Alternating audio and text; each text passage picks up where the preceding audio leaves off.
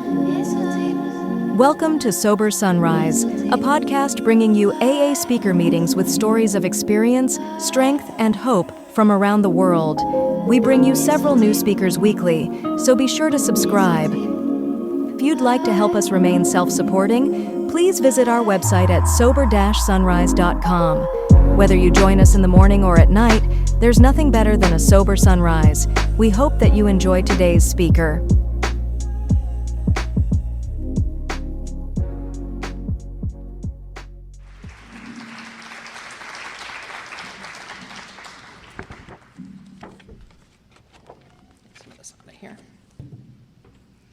Thank you, Eva. That was a fine introduction. I appreciate that. I'm going to bend this down just a little bit. Okay. Before I even get started, I want to thank Eva for inviting me to come here today. It's always an honor and a privilege to be asked to speak anytime. And it's very humbling, and it's a privilege for me to be of service to God this way. And to stand up here and look out at all you women, the sight is just absolutely beautiful. All of you look so pretty with your dresses on, and the food was awesome. And the fellowship that we have going on in this room, this is wonderful. And there's so much estrogen in here, and the energy is just really good. And there was a time in my life when I couldn't stand women. And right now, today, in this moment, there's no other place that I'd rather be than be right here with all of my sisters in recovery. So I'm honored to be here. I truly am. As she said, I have a home group, Woodville Saturday night. I also have Gibsonburg Wednesday night. I have two home groups, and I purposely situated them about 3 or 4 days apart from each other. And I'm pretty consistent with my attendance. I have a sobriety date. It's October the 17th, 1993. So if you're doing the math, I'm coming up on 17 years. And I don't say that to brag. I say that that's for God. That's not anything I did. It's what you guys taught me, and going down the trail, the path that you guys already blazed before me, because I couldn't have done this on my own. There's no way. I'm really active in Alcoholics Anonymous. I also have a sponsor. Her name is Constance. She spends 6 months in California and 6 months in Ohio. So part of the year our relationship is long distance, but we both have Verizon, so it's free. So it works out pretty good. And so I always say, hey, if your sponsor is long distance, it's okay, as long as she's not truly long distance, right? I want to give you a little background history about myself. I always have believed that I'm an alcoholic. I think that I was born an alcoholic.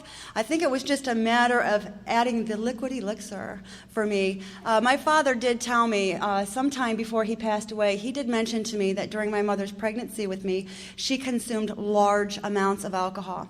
And so the reason that I say I think I was born an alcoholic, because I don't remember the first time I took a drink, but I clearly remember the first time that I got drunk.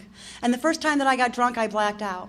So I don't know if you know as much about alcoholism as I do, but only alcoholic drinkers black out. Social drinkers don't do that.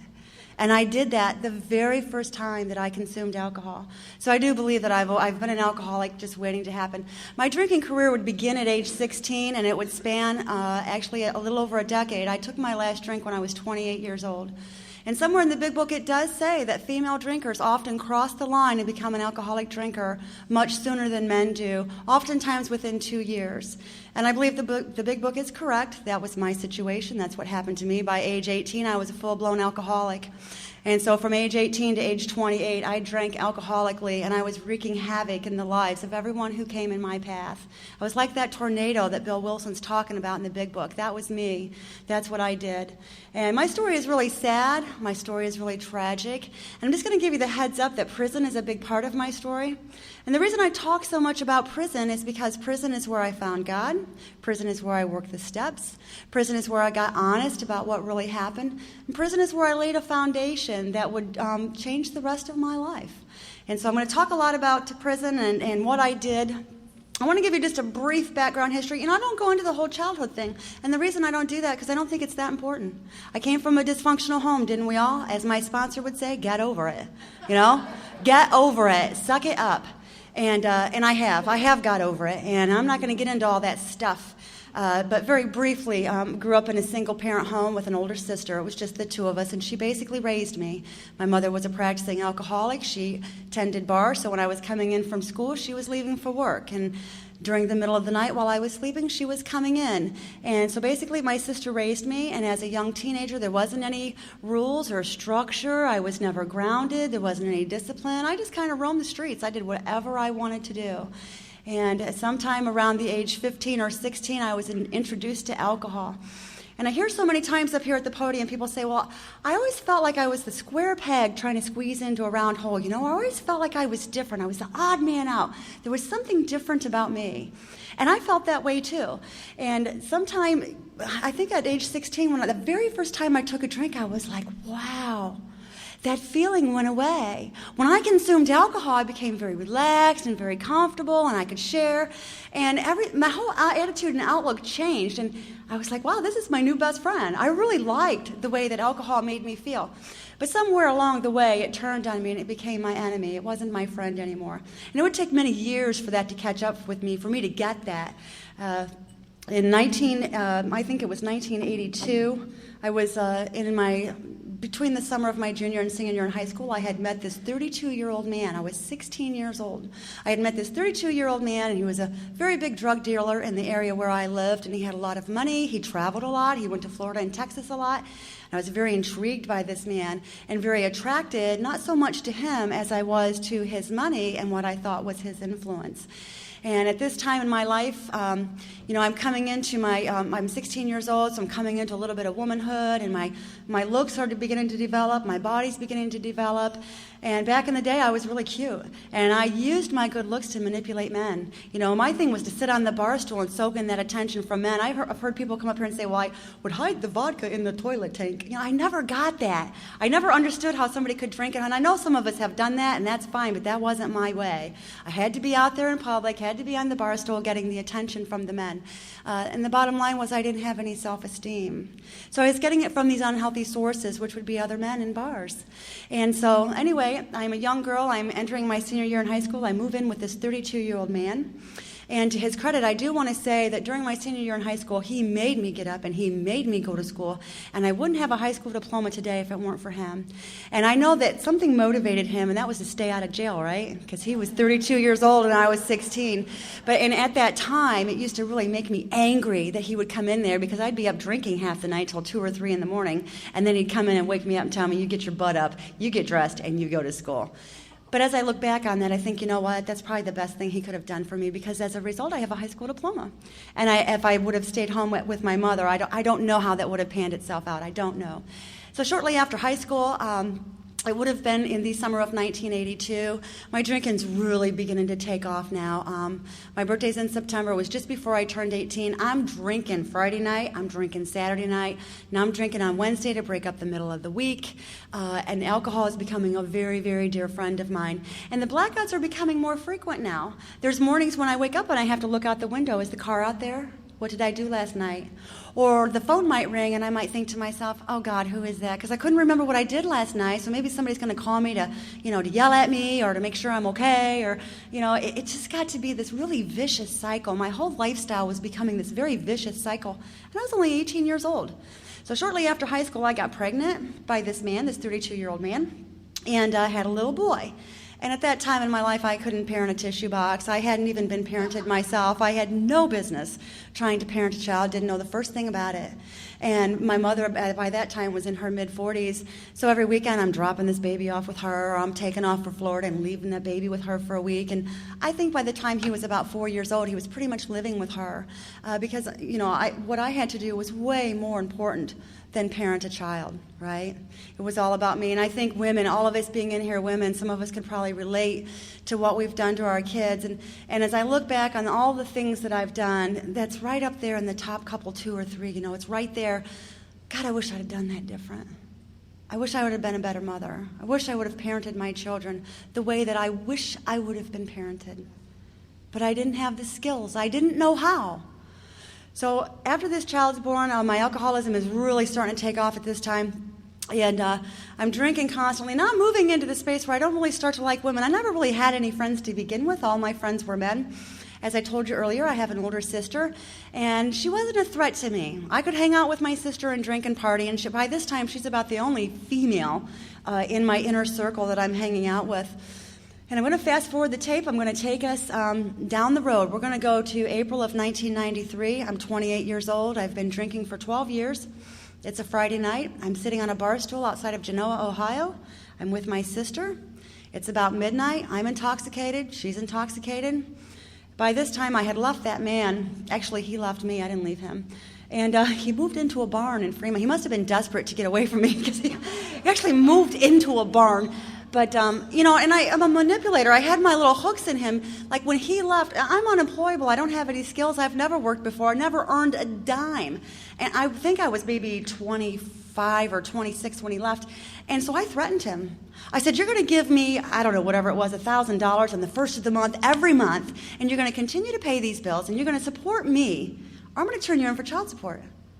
Well, he was a drug dealer, and he had a lot of money, and he could not provide where his source of income came from, and he knew I had him over the barrel. Like I had my little hook in him. I always had a hook in somebody. And so he conceded to my demand, or whatever it was. So I'm living high on the hog in this farmhouse off this by this time I think he's in his mid-30s, maybe later 30s, and getting a free ride once a month, every month. Here he comes with this wad of cash. And that's how sick I was, When I look back on that, I think, God, why, what a sense of entitlement. I had this sense of entitlement the size of Texas. So I want to go back to that night. It's Friday night. It's April 1993. I'm with my sister. Dating this guy named Tony. He's 26 years old. I'm 28 years old. He's supposed to meet us at this bar. He finally shows up about midnight, and he wants to move to another location. He wants to move to a bar in Elmore called the PI, I don't remember. And both of us had our cars there, so I was following him. I was following him down State Route 51. We were going to loop by my farmhouse and drop off his Camaro and hop in my Buick. And I was about a mile from my farmhouse. I was almost there. I entered into a curve on State Route 51. It's not even a sharp curve. I've driven that road 1,000 times. You could easily drive this curve at 55 miles an hour. I'm arguing with my sister. By this time, it's something pretty common between the two of us. Every time we drank, we fought. And I'm arguing with my sister. I took my eyes off the road. I looked directly into her eyes. I went into the curve and never turned my wheels. And as a result, I struck an oncoming vehicle, and I killed a 14-year-old boy that was in the back seat of that car. That's what I did. And for me, the gig was up. And I didn't understand the gravity. I was in so much pain and so much trouble and so much, everything was me, me, me. Oh my God, look what I did. I've totaled out my car. I'm going to lose my farmhouse. I'm going to Marysville. My life is over. Me, me, me, poor me. And during the 6 months that I was out on bond waiting to get sentenced and go away to prison, I would continue to drink, right? Because my excuse is, guess what? If you had my problems, you'd drink too, right? So I would continue to drink during that 6-month window of time and continue to spiral downward. And I wasn't in touch with my feelings. I was so detached from what was actually happening in my life. And alcohol now, it's like an enemy, but I didn't have anywhere else to turn but to the bottle. I didn't even have a friend. Didn't even have a friend. So in the fall of 1993, in October, Judge Paul Moon of the Ottawa County Common Pleas Court in Port Clinton, Ohio, sentenced me to 4 to 10 years in prison. He could have gave me a 5 to 10, so to be quite honest with you, I was relieved that he didn't max me out because I certainly expected it. They put me in an orange jumpsuit in a sheriff's car, drove me down to Marysville, and dropped me off. And there I was, in this maximum security prison for women with 2,000 women. And I'm just devastated. I'm so numb, I can't even cry. I can't even feel my feelings. They have me in admissions. I think I was in there for about a week while they process you into population. And admissions is kind of like you see on TV. It's a little box. You're just a little room with a bunk and a sink and a toilet, and there you are. You're just in there like 23 hours a day waiting for your bed in population. But I didn't know what prison was like, so I thought like that's what I was going to be doing for like 4 to 10 years.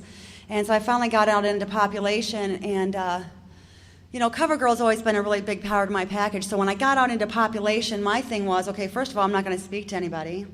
I'm different than you. I'm better than you. I had this badge that said Inmate Camp 32480. I had to wear it everywhere I went, and I was in total denial about where I was at and what I had done.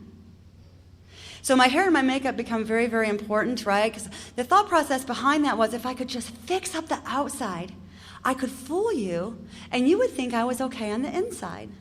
I would iron my little uniform. It had little creases, and all that facade, that mask that I wore, and I fooled the staff down there. I had them fooled. They all thought she's just this nice girl from the country Like if you only knew. During that 12-year window of time, I failed to tell you how many men I slept with, and when they would fall asleep with their Levi's next to my bed, I robbed them. I did all sorts of stuff. I could go on just about the criminal acts that I committed during that 12-year drinking career, right?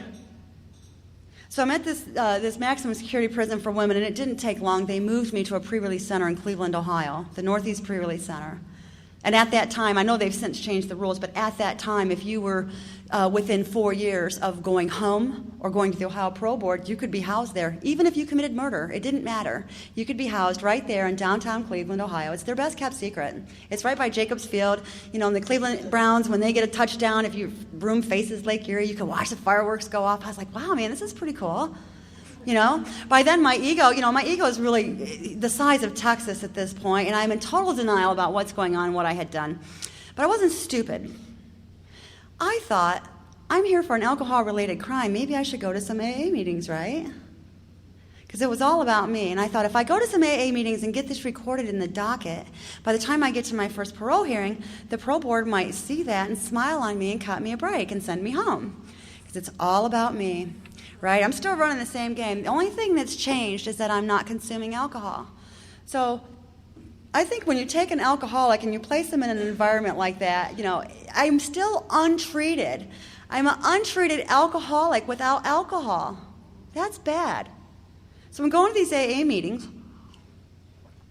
not because I want to get well, but because I want to go home. So, and I believe today doesn't matter what brings us here, whether it's an employer, a spouse, a loved one, a judge. Doesn't matter how we get in here. It matters what happens after we get here. How many of us came in the room skipping and whistling and singing, just so happy to be here, and I want to share what I got, right? We're dragging in here with our head hanging down. Oh my God, I can't believe I got to do this. This really sucks, right? So that's the space that I was in, but I didn't care I was in prison. So I just want to get these slips signed. My first parole hearing is coming up in the spring of 1996. In order to get to it, I only had to serve 2 years and 4 months.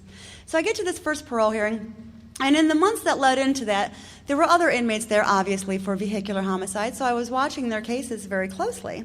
I wanted to see what the Ohio Parole Board was doing to them to help gauge what they might be doing to me. So in February of 96, this girl named Kat, she was from Sandusky, Ohio. She was doing a 5 to 10 for vehicular homicide. Her sentence was worse than mine. In fact, she'd been there longer than me. She'd already been to the parole board once, and they gave her 2 years. I think she had served about 3 years. Went to the Ohio Parole Board. They gave her 2 more years, told her to come back. And during that 2 years, she wasn't a troublemaker. She didn't go to the hole. She didn't get in any trouble. We just all thought for sure she was going home. She goes to her Ohio Parole Board and comes out crying. She said, oh, my God, they just gave me the whole 10 years day for day. In fact, she was on her way back to Marysville because she wasn't even eligible to be housed there. So they put her in an orange jumpsuit, loaded her in a white van, and drove her back to Marysville. And we were like, wow, that's not right. So then about a month later, this girl named Denise from Cleveland, Ohio, was there for vehicular homicide, and she was only doing a 2 to 10. And she was a really nice girl. She didn't get into any trouble. In fact, her victims were not contesting her release. She goes to the Ohio Parole Board, and guess what? They gave her the whole 10 years day for day. They stripped her of all the good days she had earned. They put her in an orange jumpsuit in a white van and drove her back to Marysville. I got scared. I said, oh my God, I called my mom. I said, Mom, something's not right. They're giving all these vehicular homicides the whole 10 years. She said, oh no, don't worry about it. You don't know their situation. Maybe more than one person was killed. Maybe they had multiple prior DUIs or other criminal background stuff. You don't know. You'll be fine. Right. So I get to the Ohio Parole Board in May of 1996, and guess what? I'm not special. I think I'm special, but I'm not. They give me the whole 10 years day for day, stripped me of every good day I'd already earned, and put me in an orange jumpsuit and drove me back to Marysville and dropped me off. And there I was, a second time, back in Marysville, sitting in admissions in that little box, waiting to get my bed out in population. And I couldn't even cry.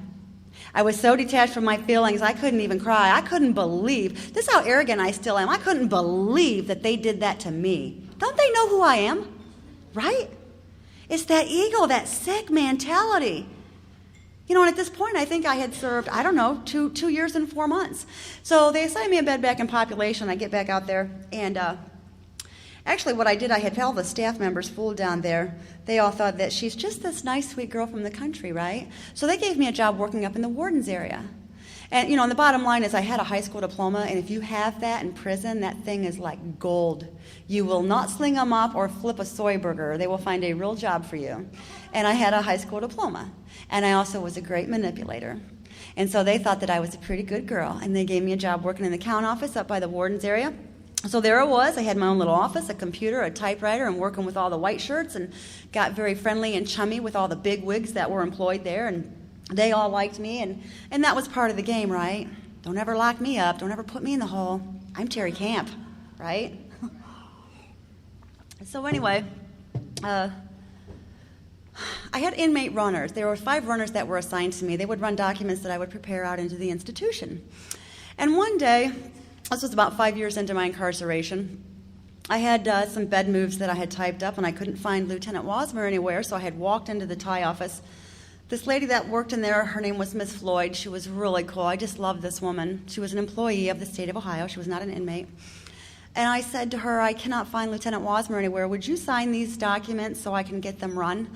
And she said, sure, step on in here. So I stepped into her air-conditioned office, and we were talking, and she said to me, Terri, there's a really good program over at Recovery Services called Hearts, and I think you'd be a great candidate for that. Have you ever thought about treatment?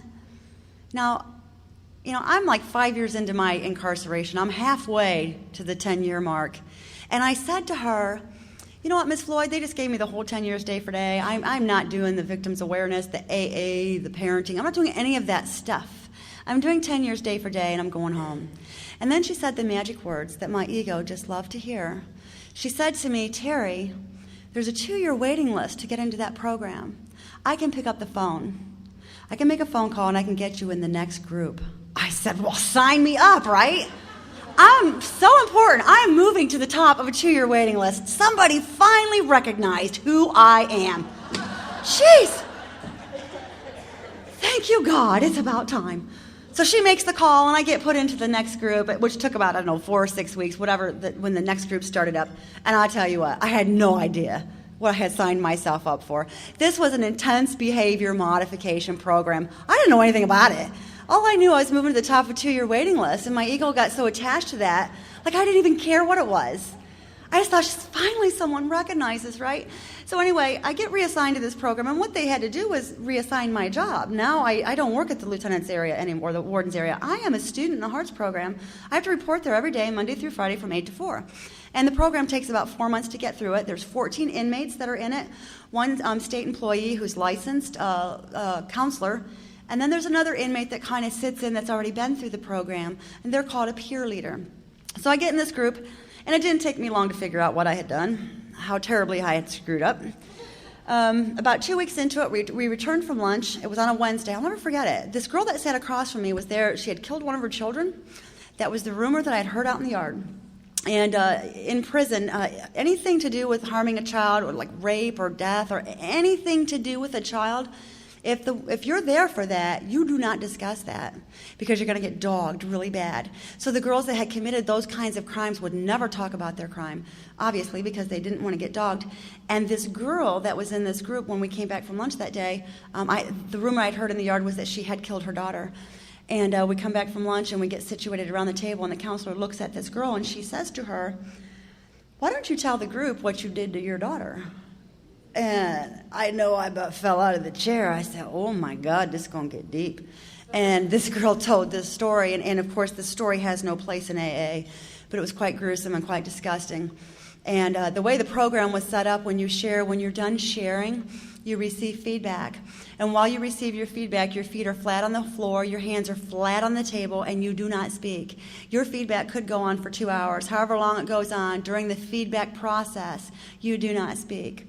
So when this girl got her feedback, these other 13 inmates, they just leached into her, man. They just tore her up for 2 hours. They tore this woman up. And I remember thinking to myself, your turn is coming. There's going to be a day when they're going to ask you about what you did, and you're going to be in the hot seat. But I didn't care, because I liked a good challenge, right? And these girls were dropping out of this program like flies because of so many rules. Like they couldn't have a woman. And half of them had a girlfriend out in the yard on the bench waiting for them, which I didn't have a woman, so that wasn't a problem. I had enough issues. I didn't need that. I didn't need to go to prison and turn gay. And I don't have anything against gay people. That just ain't me. So, anyway, they're dropping out of the group like flies. And we come back from group one day. It's on a Friday. We're about 3 weeks into the program. 1 o'clock in the afternoon, we return from lunch. We get situated around the table. The counselor directs her attention to me. And she says to me, "Terri, why don't you tell the group that story about the night you wrecked your car?" I said, "Okay." Now remember, I'm 5 years into my incarceration. I do not discuss this. These details are privy only to me. I have not told this to anybody. I have not spoke it. I've never spoke my victim's name. So I'm sitting there, and it's kind of like this video inside my head starts to play. There's this old memory tape that comes down off the shelf, and it starts to roll, and I'm sitting back in my mind where my disease and my ego live. We're all up there together, and I begin to tell the story. And as sad as it was, I was very detached. There wasn't any feeling involved in it, right? And when I got done telling the story, which was all a bunch of crap, I mean, I just told the way the events occurred. I had to put my hands flat on the table, my feet flat on the floor, and get my feedback. And I probably went on for maybe 30 or 40 minutes. My little mascara was smeared. You know, I tried to act like I was putting my feelings into it, but I couldn't because I wasn't connected to my feelings. And so when I got my feedback went something like this. If I didn't know any better, I would think you were the victim. And you make me sick. You take no responsibility for what you did. You are so detached from reality. You just don't get it, do you? It went on for 2 hours. These women tore me up. It was like I had built this wall between me and humanity, and I'd spent several years constructing this wall, block after block after block, because I thought the world was a harsh, scary place, and everybody was out to get me, right? So I had built this wall between me and humanity that I was hiding behind, right? Because everybody was out to get me, and I thought I would be safe behind my wall, but the truth of the matter is, behind the wall, I was blocked off from everybody else, from humanity and the sunlight of the Spirit, but I didn't get that. So I had placed myself in this dark space. So these women in the course of that afternoon had axes and chisels and picks and hammers, and every comment they made, they were banging at that wall and banging at that wall.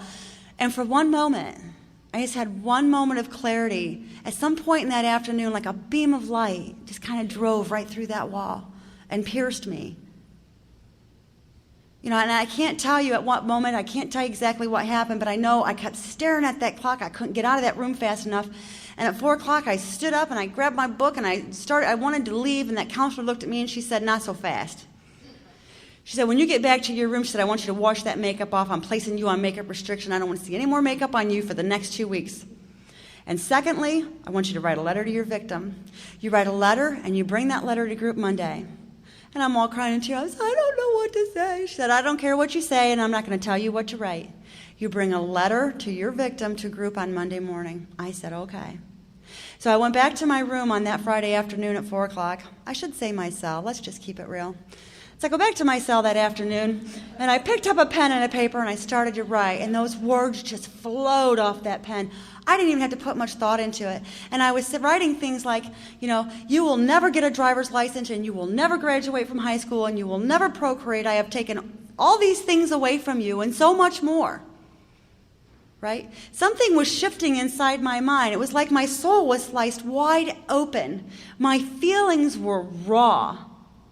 And I don't know if you've ever been in that space, but in that space you can get a lot of work done. People are like tea bags. They work better in hot water. And buddy, I was in some serious hot water. So over the course of that weekend, I didn't even know that step one was infiltrating my life. I was surrendering. I was getting honest about what really happened. And it's hard to put it into context or put it into words because it's like an emotional growth. It was something that was happening to me on the inside. And it was a direct result of what happened in that program on Friday afternoon. So Monday morning rolls around, and I do feel different. I'm seeing things different. Things are changing inside me. Something is shifting inside my mind. I go back to group on Monday morning, and I've got my letter. We get situated around the table. We say the serenity prayer. And she looks at me, the counselor does, and I said, "I've got my letter." She said, "That's good." I said, "Well, I want to read it." She said, "Not so fast." And I said, she looks at me and she says, "Before we read the letter, we're going to go back to group on Friday. We're going to revisit Friday afternoon. I want you to tell the group the story about that night you wrecked your car, and I want you to tell it honestly." And just for a split second, I thought I was going to die. I thought, man, I can't possibly go through this again. But then I thought, you know what? Screw it. I'm just going to tell the story. I'm just going to put it off there. Because you know what? The bottom line is, all that stuff, I'm a stuffer. I've been stuffing stuff and stuffing it down and stuffing it down, and something that's painful, emotional, whatever anger, just name something, I'll stuff it down, and all that stuff from all those years, over the course of that weekend, started coming up, and it was right here in my throat, and I was choking on my own crud. I needed to have an emotional vomit right there. It was a do or die. So this time I told the story, right? But this time, although the story was the same, the story was different. Because the story was from their perspective and what I did to them. It wasn't all about me. It was about this woman running up and down the street, top speed, screaming hysterically because her son was bleeding to death in the back seat of that car. And there was nothing she could do to save his life, and I killed him. That's what it was about. That's getting responsible. That's owning it. And that's what I did on that morning. I had an emotional vomit right there on the table. I said, here it is. It's out of me. What you do with it's on you. I got it out of me. But I got honest. That was the most important thing. I needed to get honest.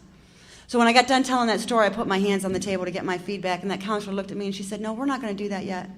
She said, I want you to read that letter. I said, all right. So I read my letter. And when I got done reading that letter, I looked up, and there were 13 inmates sitting around that table in a circle, bawling their eyes out. We were all connected. All of us were connected. And on that morning, my feedback from those women after I got done reading that letter went something like this. Terri, I don't know what has happened. It's only been 3 days.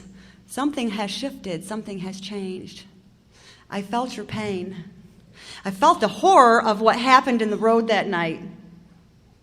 Because you shared that with me.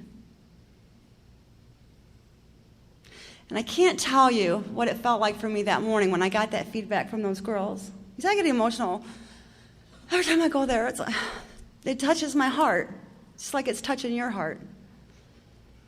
So the feedback I got from those girls that morning, it was we were all connected.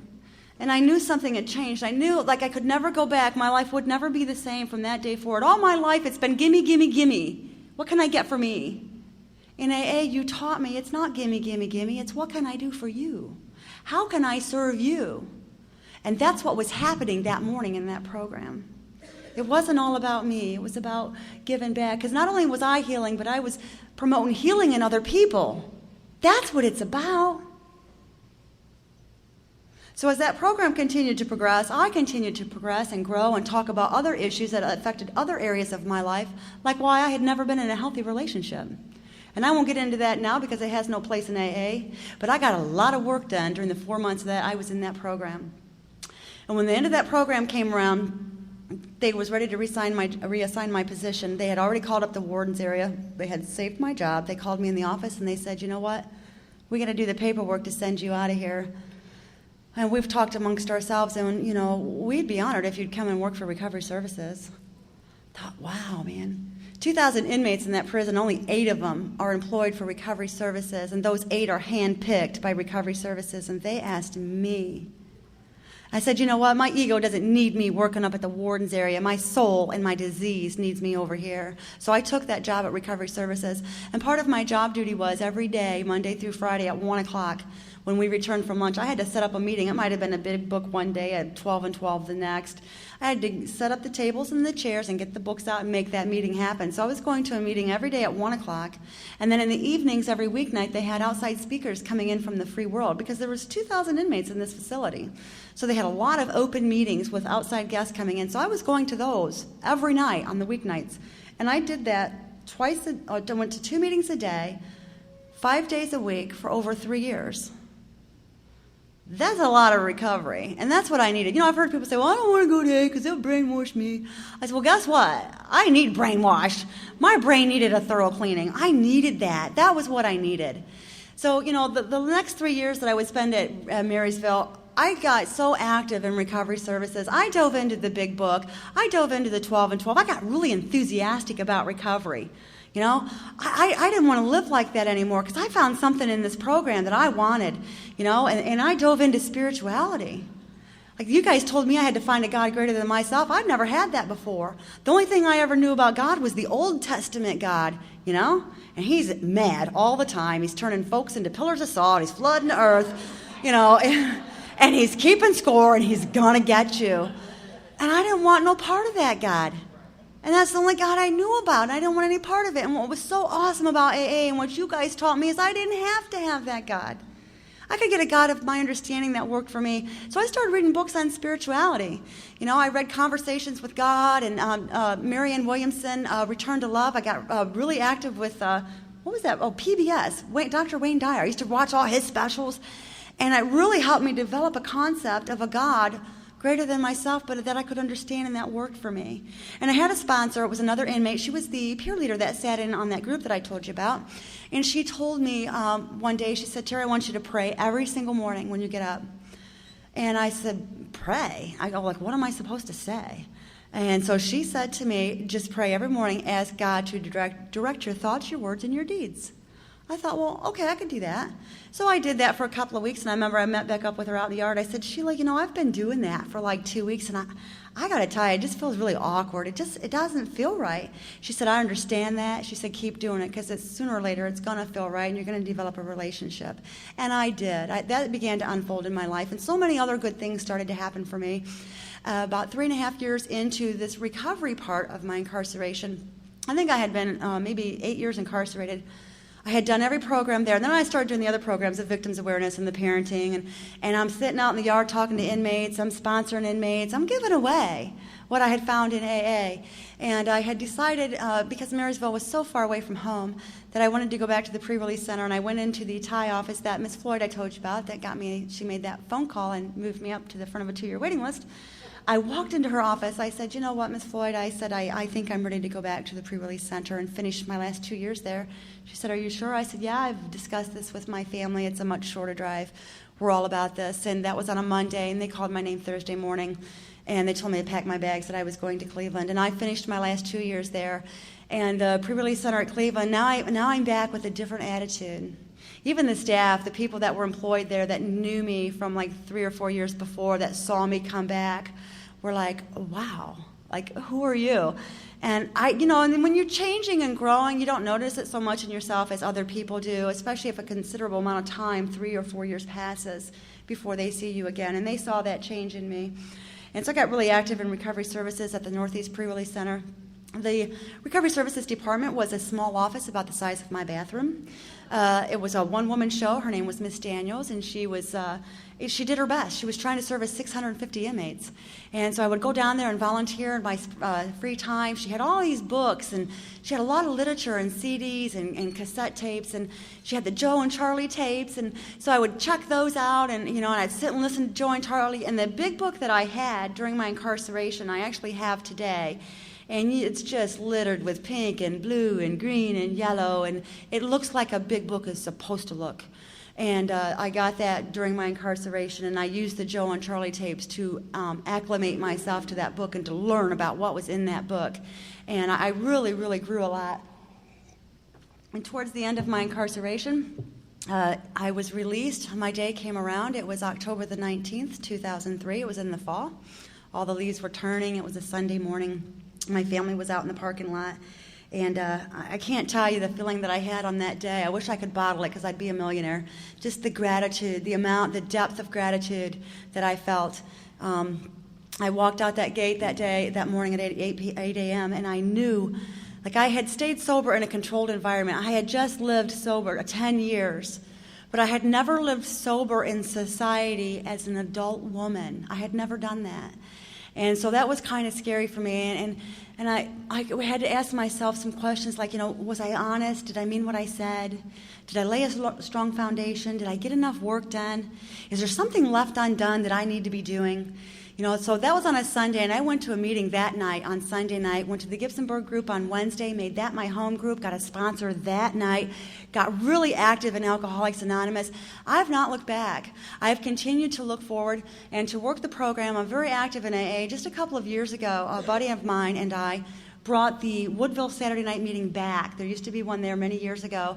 We brought it back. It's a different format. It's a different location, but it's Saturday nights at 7 p.m. It's as Bill sees it, and we pull in 40 people on Saturday nights, and that's what that's about. I want to talk a little bit about what it's like today because if you remember, I told you I was a full-blown alcoholic. I was unemployed. I was getting my money from a drug dealer, and I was just a really, really sick woman, all about me, me, me, me, me. And today I have a really, really good life. It's a direct result of Alcoholics Anonymous, and I want to briefly touch on that. When I came home from prison, I didn't have any skills. I didn't really have a plan for the future, but I had a faith in God.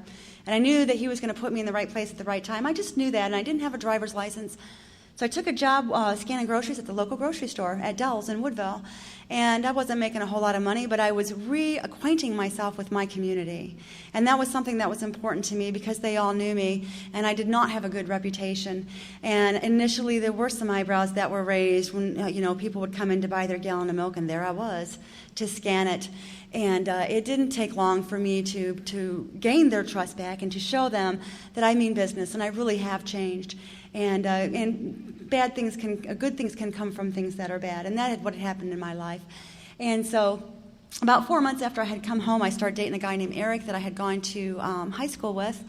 And the lady named Lou, it's someone I had known from years before that, came in and said, the eye doctor across the street is looking for someone to help his brother. He had polio, and they just need someone to file files and make phone calls and answer the phone. And I thought, well, gosh, I could do that.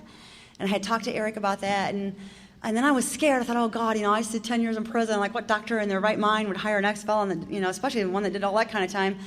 And he kept prodding me, and finally, about a month later, I went in there one afternoon, and the doctor's brother, the gentleman that had the polio, was the only person in there, and he got up and shook my hand, and I said, my name is Terry. I said, my friend Lou sent me over here. She said that you guys might be hiring somebody. And he said, oh, yeah. He goes, Lou, yeah, I remember. Lou told me about you. I said, you know what, before we get into this, I should probably tell you that, I was just released from prison 4 months ago, and I served 10 years.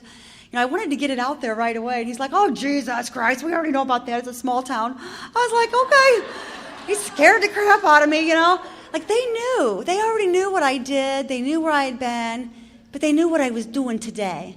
Because at that point, I'd been home for 4 months, and people talk. Woodville's a small town, and people talk. And they knew what I was doing. And so they hired me. I got hired right away, and I took that job. And I initially started off doing simple stuff, and going to the meetings at night and keeping that strong foundation. And then I'm working 2 jobs. I'm scanning groceries 3 or 4 days a week. I'm working for the doctor 3 or 4 days a week. And during my employment with the doctor's brother, he trained me how to measure for bifocals and to teach people how to do their contact. I've never wore a contact lens. I didn't know anything about it. But now I teach people how to put them in and take them out and how to care for them. And I learned so much from this 67-year-old man. I just loved him to pieces. And in 2006, he was diagnosed with cancer. He was 67 years old. He'd been riddled with health issues his whole life, and he'd been diagnosed with cancer and left on a medical leave. Was to be gone for 6 months, and a couple months later, he passed away. And after Bill died, his death really did change my life as far as my career goes, because my employer, Dr. Lobb, the best eye doctor in Northwest Ohio, I snuck that in there, he approached me and said, Terry, I am 61 years old, and if I sell this practice, a young doctor could come in here and say, you're not credentialed. You need to move to the front desk and answer the phone. Because at this stage now, I'm running the office. I'm doing everything, as well as placing orders and filling prescriptions. So he encouraged me to go get my optician license to take that state board test. And so I began to study for that, and I worked really hard for about 4 months. And in the spring of 2007, I believe it was, I went down to Columbus, Ohio, and I took my state boards for my optician license, and I passed that. And I am a licensed optician in the state of Ohio. And I went on to get my national certification so I can practice opticianry in any of the 50 states. And that's a direct result of God working in my life. That's not me. I'm not taking any credit for that. That's God. What put me at that eye doctor's 4 months after I was released? What made me walk in there? See, I really, truly believe if you keep plugging away and doing the next right thing like steps in front of you. Like things will just kind of land right in front of you, land at your feet. And that's what's happened in my life. And I have a really good life today. The gentleman I told you that I went to high school, Eric, we started to date. It was a couple months after I got out. The last thing I wanted to do was to get into a relationship or to be sexually active. I never had a healthy relationship. What I needed to do was to get a strong foundation and to get a sponsor and to get into a groove and get a job.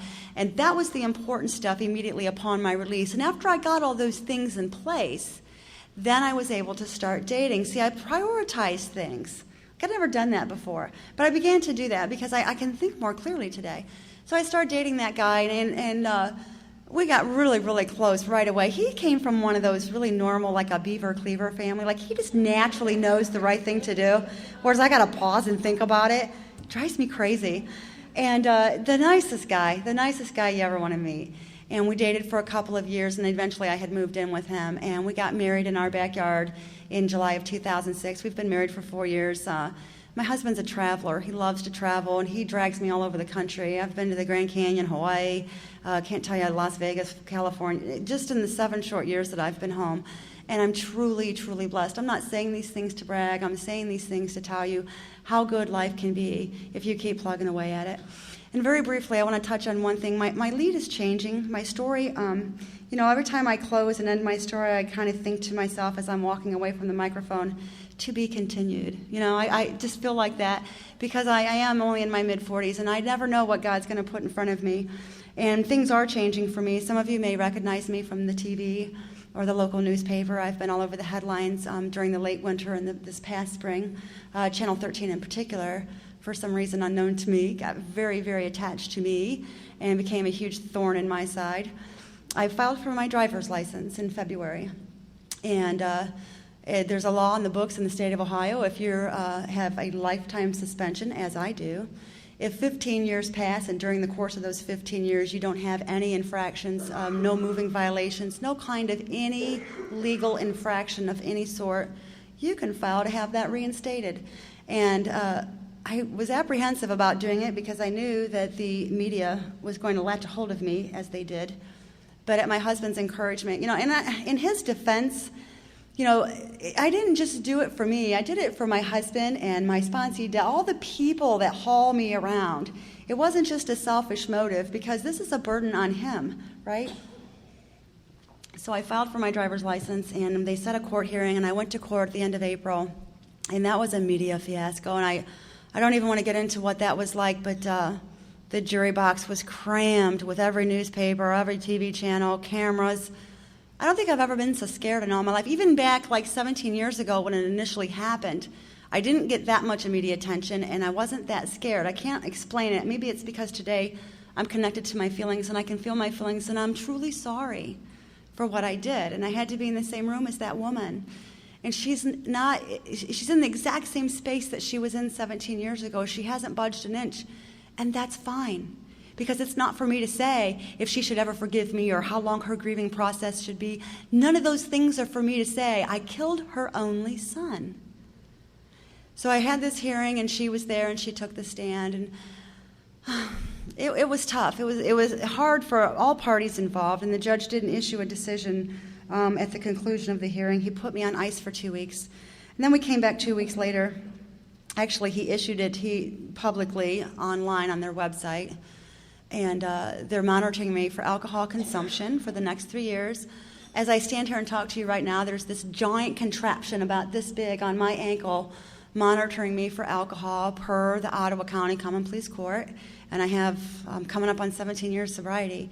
And when this thing comes off my ankle, I will switch to dropping urines, which I thought was interesting because I'm not a drug addict. And my sister-in-law who's a nurse said, urine dropping is not checking for alcohol, it's checking for drugs. I said, oh, okay. So I got to do that for 3 years, and I'm not a drug addict. But it's okay. I'll do whatever he wants. It's like my friend in Cincinnati said, Terri, are you willing to go to any length? What are you willing to do? I'll do it, if that's what it means, because I'm not just doing it for me. I'm doing it for my husband, and I'm doing it for everybody else. And so as I wind my story down this afternoon, I just kind of want to leave on this note. I don't know how to go back and make that right. How do you go back after what I did and correct that and make an amends for that situation? I feel like, if I throw a baseball and I break your window, or if I throw a rock and break your window, making amends isn't just coming to you and apologizing and telling you, I'm sorry I broke your window. I need to also replace the window I broke and stop throwing rocks, right? Okay, I've apologized, I've stopped throwing rocks, but guess what? The window I've broken can't be replaced.